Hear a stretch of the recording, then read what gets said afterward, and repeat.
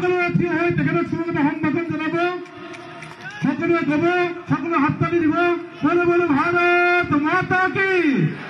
যোগী আদিত্যনাথ জিন্দাবাদ, যোগী আদিত্যনাথ জিন্দাবাদ, যোগী আদিত্যনাথ জিন্দাবাদ, জিন্দাবাদ জিন্দাবাদ। আহক এই সিংহ গৰ্জন আমি শুনিম।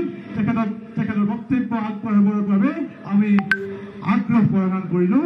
माननीय योगी आदित्यनाथ जी। जय जय श्री राम, जय श्री राम। सरदे राइज, सरदे आई हकल, बाई हकल, सरदे देवता हकल, भाई हकल, मोर हेवा ग्रहण करीबो लोगोते आगंतुक रगोली बिहुर उलोक ग्रहण करीबो। मंच पर उपस्थित भारतीय जनता पार्टी के राष्ट्रीय महामंत्री और लोकप्रिय सांसद माननीय श्री दिलीप सेकिया जी, उत्तर प्रदेश शासन में मेरे वरिष्ठ सहयोगी जल शक्ति मंत्री और पूर्व में असम के प्रभारी के रूप में जिन्होंने बहुत शानदार काम किया, डॉक्टर महेंद्र सिंह जी, भारतीय जनता पार्टी दिल्ली के कार्यालय मंत्री श्री आरपी सिंह जी, कलाईगांव विधानसभा क्षेत्र से भारतीय जनता पार्टी के लोकप्रिय प्रत्याशी श्रीमान मधुराम डेका जी, प्रत्याशी मंगलदोई श्री गुरु ज्योति दास जी, पानेरी से विश्वजीत डोमारी जी, जिलाध्यक्ष कार्तिक बोरो जी, आज के इस कार्यक्रम में उपस्थित भारतीय जनता पार्टी के सभी पदाधिकारीगण और भारी संख्या में इस कलाईगांव विधानसभा क्षेत्र से जुड़े हुए सभी मतदाता भाइयों बहनों, मैं सबसे पहले आदिशक्ति मां भगवती देवी के रूप में असम राज्य को देश और दुनिया के सामने एक नई पहचान दिलाने वाली देश की आराध्या मां भगवती कामाख्या देवी को कोटि कोटि नमन करते हुए आप सभी का हृदय से अभिनंदन करता हूं।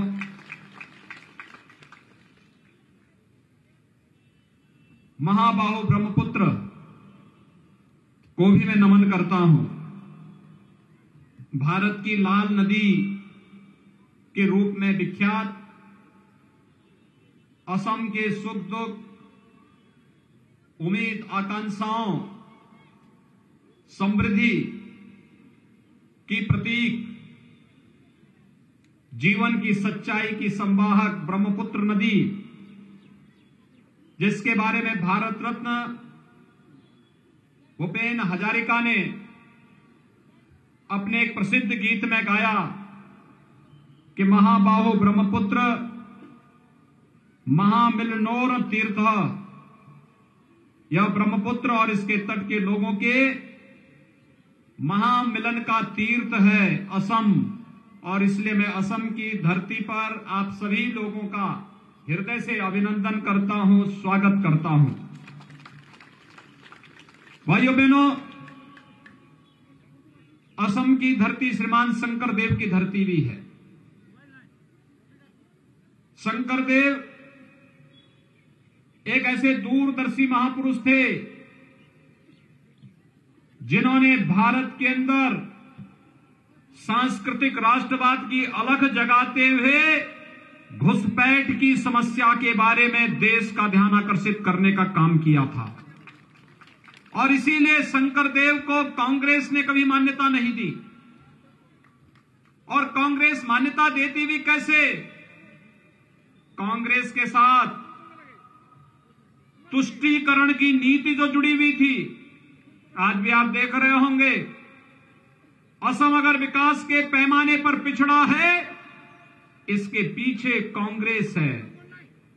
कांग्रेस की कुटिल नीतियां हैं, क्योंकि कांग्रेस कभी विकास की पक्षधर नहीं रही। एन केन प्रकारेण सत्ता प्राप्त हो जाए और उसके बाद वह सत्ता हत्या करके देश के अंदर उग्रवाद, अलगाववाद और आतंकवाद को प्रश्रय दे, यही तो कांग्रेस ने किया था, यही तो कांग्रेस करती रही। और यही कारण है आज भी कांग्रेस का सहयोगी कौन है?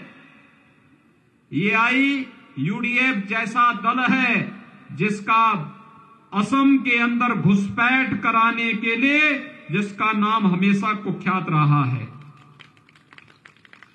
जिसने घुसपैठ का समर्थन किया है। कांग्रेस उसके साथ मिलकर के एक महाजोध बना करके चुनाव को प्रभावित करने का कुत्सित प्रयास कर रही है। और इसीलिए असम का विधानसभा का यह चुनाव सभ्यता, संस्कृति और असम की अस्मिता को बचाने का एक महाचुनाव है। और इस महाचुनाव में आप सबका आह्वान करने के लिए मैं आज आपके बीच में यहां पर उपस्थित हुआ हूं। भाइयों बहनों, हम सबको इस बारे में देखना होगा। खासतौर पर मैं बोडोफा उपेंद्र नाथ ब्रह्म को श्रद्धांजलि अर्पित करता हूं, जिन्होंने 1990 के दशक के पूर्व अपनी दूरदर्शिता के कारण इस क्षेत्र में यहां के छात्रों को अखिल बोडो छात्र संघ के अध्यक्ष के रूप में नेतृत्व प्रदान करते हुए यहां के लोगों को एक दृष्टि दी थी, एक नेतृत्व देने का काम किया था। लेकिन भाइयों बहनों, कैसे कांग्रेस की तुष्टीकरण की नीति का भेंट चढ़ा था बोडो आंदोलन, और कैसे इस क्षेत्र में उग्रवाद और अलगाववाद को भड़काने का कार्य कांग्रेस के नेतृत्व की सरकार ने अपने समय में किया था, यह आज किसी से छुपा हुआ नहीं है। और इसीलिए जब भारतीय जनता पार्टी नेतृत्व की सरकार ने प्रधानमंत्री मोदी जी के नेतृत्व में, उनके मार्गदर्शन में असम के अंदर सबका साथ सबके विकास की नीति के अंतर्गत यहां के प्रत्येक तबके के लोगों को सम्मान देना प्रारंभ किया, उनसे संवाद बनाना प्रारंभ किया, विकास की प्रक्रिया को एक एक नागरिक के साथ जोड़ने का कार्य प्रारंभ किया, आज उसके बेहद अच्छे परिणाम हमें असम के अंदर देखने को मिल रहे हैं। भाइयों बहनों, विगत 5 वर्ष के अंदर सर्बानंद सोनोवाल के नेतृत्व में असम के अंदर हर गरीब को मकान देने का कार्य हुआ, गरीब को बिजली के कनेक्शन देने के कार्य प्रारंभ हुए। असम के अंदर यहां के विकास के बारे में highway, railway, airport, AIIMS, medical colleges की श्रृंखला, कॉलेजेस के निर्माण की प्रक्रिया को तेजी से आगे बढ़ाने, इंफ्रास्ट्रक्चर डेवलपमेंट के लिए जो कार्यक्रम आगे बढ़े हैं, आज उसके परिणाम हम सबके सामने हैं। असम आज अलगाववाद और उग्रवाद से मुक्त होकर के विकास की एक नई प्रक्रिया के साथ जुड़ा है। यह कार्य उसी तर्ज पर जैसे देश के अंदर प्रधानमंत्री मोदी जी के नेतृत्व में आपने देखा होगा, एक नए भारत के रूप में दुनिया भारत की ताकत को महसूस कर रहा है। विगत 1 वर्ष के अंदर भारत ने कोरोना महामारी को झेला है, दुनिया के सामने एक मिसाल प्रस्तुत किया है। आज कोरोना के खिलाफ भारत की लड़ाई कोरोना प्रबंधन के क्षेत्र में दुनिया के लिए एक मिसाल बनती जा रही है। हम लोग प्रधानमंत्री मोदी जी का अभिनंदन करते हैं, जिनके यशस्वी नेतृत्व में कोरोना के खिलाफ भारत अपनी लड़ाई को सफलतापूर्वक आगे बढ़ा रहा है। और आज हर नागरिक को वैक्सीन देने के लिए भी भारत ने 2 स्वदेशी वैक्सीन विकसित की है। भाइयों बहनों, ये भारत की वो लड़ाई है जो नए भारत को दुनिया के सामने प्रस्तुत कर रहा है। और आज इसीलिए अमेरिका के राष्ट्रपति बाइडेन भी प्रधानमंत्री मोदी जी का अभिनंदन करते हैं कि कोरोना प्रबंधन के लिए और वैक्सीन को लॉन्च करके प्रधानमंत्री मोदी जी ने भारत की ताकत को वैश्विक पटल पर प्रस्तुत करने का कार्य किया है। प्रधानमंत्री मोदी जी का हृदय से अभिनंदन करते हुए मैं आप सबसे आह्वान करना चाहूंगा कि प्रधानमंत्री मोदी जी के नेतृत्व में जैसे भारत के अंदर समग्र विकास के कार्य आगे बढ़ रहे हैं, तेजी के साथ भारत दुनिया की एक महाताकत बन रहा है और न केवल गरीबों के कल्याण के लिए, गांवों के विकास के लिए, नौजवानों के उत्थान के लिए, नारी के सम्मान के लिए जब कार्य हो रहे हैं, उसके साथ ही अगर कोई भारत की सभ्यता और संस्कृति को नुकसान पहुंचाने का कार्य करेगा तो उसको किस रूप में मुंह तोड़ जवाब देना है और भारत की सुरक्षा में भी सेंध लगाने का कार्य करेगा तो उसका जवाब कैसे दिया जाना चाहिए। आपने एयर स्ट्राइक और सर्जिकल स्ट्राइक के माध्यम से पाकिस्तान के अंदर घुस करके जब भारत के बहादुर जवान पाकिस्तान को मुंह तोड़ जवाब देते हैं, भारत के शौर्य और पराक्रम का हुआ लोहा भी आपने देखा होगा कैसे दुनिया ने उसको स्वीकारा है। आज भारत एक नए भारत के रूप में सबके सामने आया है। याद करिए, बंगाल की धरती पर पैदा हुए थे डॉक्टर श्यामा प्रसाद मुखर्जी, भारतीय जनसंघ के प्रथम अध्यक्ष बने और 1952 में जब देश के संविधान में कांग्रेस ने आतंकवाद की पर्याय धारा 370 को जोड़ करके देश की सुरक्षा के साथ खिलवाड़ करना प्रारंभ किया था, तब देश को चेताने का काम डॉक्टर श्यामा प्रसाद मुखर्जी ने किया था और देश को एक नारा दिया था, एक देश में दो विधान, दो प्रधान और दो निशान नहीं चलेंगे कि नारा देकर स्लोगन देश को दिया था। उस स्लोगन को साकार करने का कार्य किसी ने किया है, प्रधानमंत्री मोदी जी ने किया है, गृह मंत्री अमित शाह जी ने किया है। मैं इन दोनों महापुरुषों का अभिनंदन करता हूं और आज इन दोनों महापुरुषों के कारण कश्मीर से धारा 370 समाप्त हो गई है।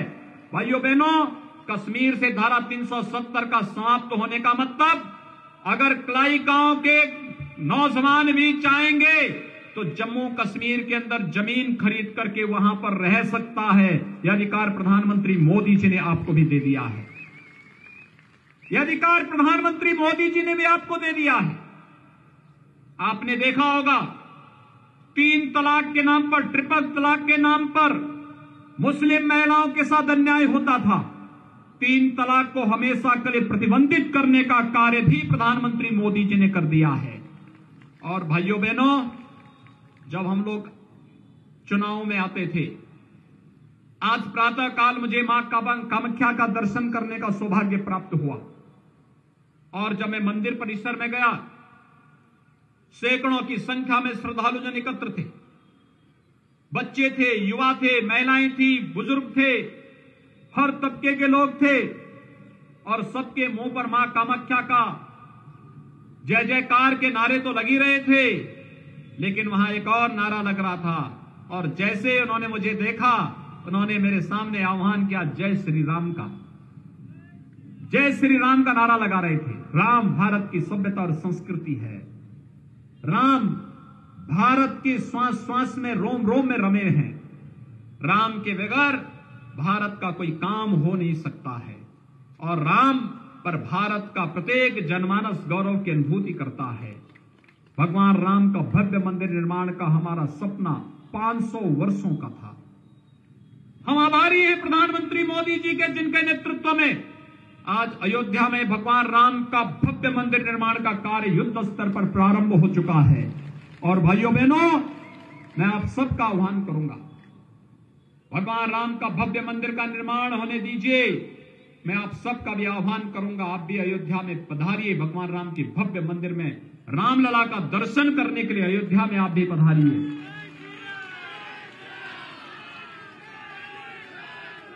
ये नया भारत है जहां पर सभ्यता और संस्कृति के साथ खिलवाड़ करने की छूट किसी को नहीं दी जा सकती है। भारत की सुरक्षा और भारत की संप्रभुता के साथ खिलवाड़ करने की छूट किसी को नहीं दी जा सकती है। हम विकास की योजनाओं में भेदभाव किसी के साथ नहीं करेंगे, न जाति, न मत, न मजहब, न क्षेत्र, न भाषा। विकास सबका, लेकिन तुष्टीकरण किसी का नहीं। सबका साथ, सबका विकास का ये भाव आज पूरे देश के अंदर जैसे गूंज रहा है, यही भाव विगत 5 वर्ष के दौरान सर्बानंद सोनोवाल जी के नेतृत्व में असम के अंदर भी देखने को मिला है। एक नया असम भारत के विकास पथ का साक्षी बन रहा है।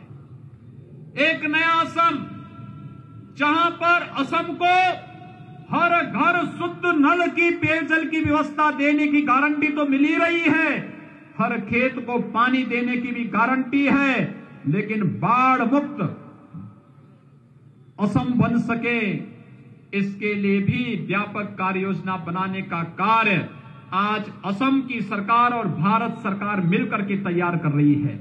इस नए असम के लिए हम सबको एक बार फिर से भारतीय जनता पार्टी की सरकार चाहिए।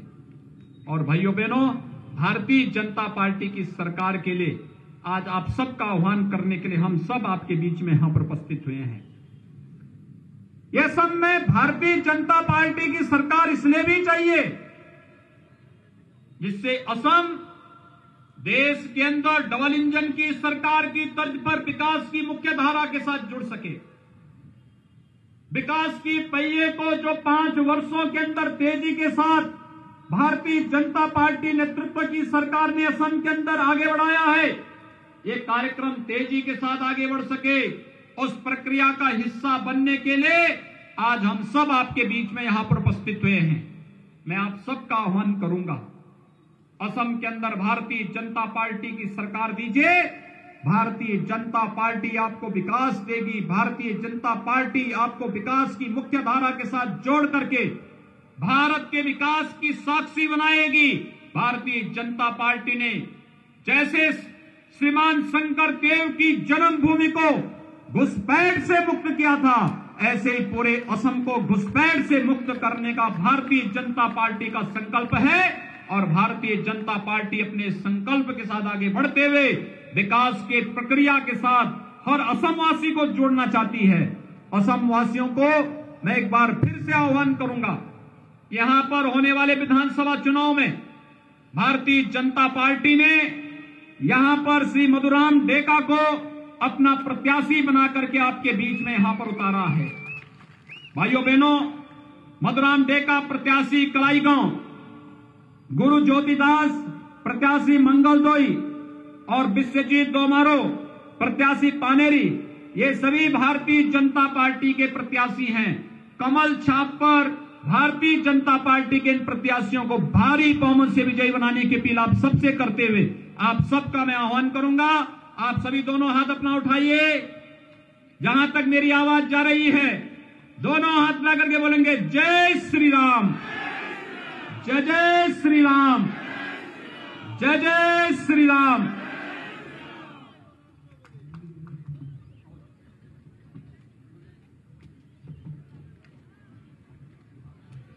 बोलो बोलो